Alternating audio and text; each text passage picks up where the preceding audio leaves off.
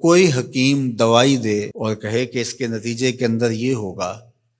اور مریض ایک مہینے کے بعد وہ دوائی استعمال کرنے کے بعد آ کے کہے مجھے تو کوئی فرق نہیں پڑا، تو طبیب نبض دے کے کہتا ہے کہ تم نے پرہیز جو بتایا تھا وہ نہیں کیا، تب اس کا فائدہ تمہیں نہیں پہنچا۔ وہ کہتا ہے میں پرہیز تو نہیں کروں گا، مجھے شوگر کا مرض لاحق ہے، میں تو دبا کے میٹھا کھاؤں گا، لیکن میں تمہاری دوائی بھی لوں گا، لہٰذا مجھے شفا ہونی چاہیے، لیکن جو آپ پرہیز بتا رہے ہیں وہ میں نہیں کروں گا۔ ڈاکٹر کہے گا پھر کرتے رہو، دوائی بھی کھاتے رہو، لیکن فائدہ نہیں ہوگا۔ لیکن اگر مریض مکمل پرہیز بھی کرتا ہے اور پھر دوائی بھی لیتا ہے تو اللہ شفا عطا کرتا ہے۔ اللہ نے روزے کا نتیجہ تقوی رکھا ہے، لیکن ساتھ یہ شرط رکھی ہے کہ تم ان امور سے رک جاؤ جن سے تمہارے رب نے منع کیا ہے، پھر لازمی نتیجہ یہ ہے کہ تمہارا دل تقوی کے نور سے جگمگا اٹھے گا۔ اور اگر پورا مہینہ روزہ رکھنے کے باوجود بھی اتقاء کا نور نصیب نہیں ہوتا اور دل کو باطن کو روشنی نہیں ملتی، تو پھر اس کا مطلب یہ ہے کہ ہم نے اللہ کا روزہ نہیں اپنی مرضی کا روزہ رکھا ہے، اپنی خواہشات کے مطابق بھوک کاٹی ہے، اس کا کوئی فائدہ نہیں۔ اور حضور علیہ السلام نے واضح دو ٹوک لفظوں میں ارشاد فرما دیا، من لم یدع قول الزور والعمل به فلیس للہ حاجۃ فی ان یدع طعامہ وشرابہ، جو ایسے امور کو نہیں چھوڑتا جن سے منع کیا گیا ہے تو پھر اس کے بھوکا اور پیاسا رہنے کی اللہ کو کوئی ضرورت نہیں۔ یہ خوراک بچاؤ مہم نہیں ہے کہ اللہ نے اس لیے روزہ فرض کیا ہے کہ تھوڑا خوراک بچ جائے، نہیں، بلکہ وَيُزَادُ فِيهِ رِزْقُ الْمُؤْمِنِ،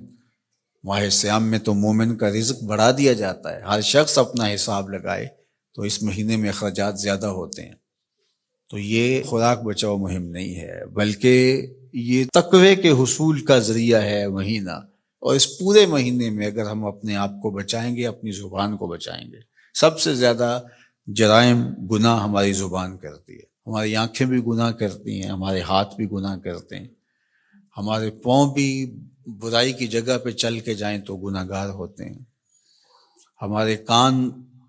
بری چیزیں سنیں تو یہ بھی گناہ گار ہوتے ہیں، لیکن سب سے زیادہ گناہ ہماری زبان کرتی ہے۔ تو اس لیے ماہ سیام میں زبان کو کنٹرول کرنے کا کہا گیا۔ آقا کریم نے فرمایا جب تم سے کوئی الجھنا چاہے اور تم روزے سے ہو تو اسے کہو میں روزہ رکھا ہوا ہے، نہیں تم سے کوئی زیادتی بھی کرنا چاہے تم اس سے الجھو نہ، اور کہو انی امرؤ صائم، میں روزہ رکھا ہوا ہے۔ تو روزے کے اندر تو آپ اپنی زبان کو بچاتے ہیں اس احساس کے ساتھ کہ میں روزے سے ہوں۔ یہ احساس جب جڑا ہوتا ہے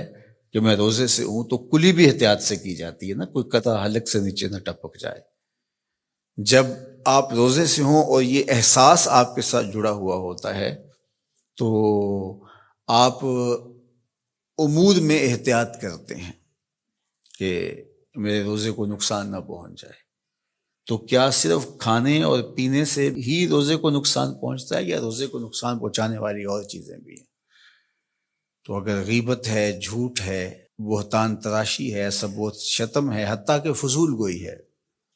تو یہ چیزیں روزے کے نور کو ختم کر دیتی ہیں، اور پھر وہ بندہ بھوک اور پیاس کاٹ رہا ہوتا ہے۔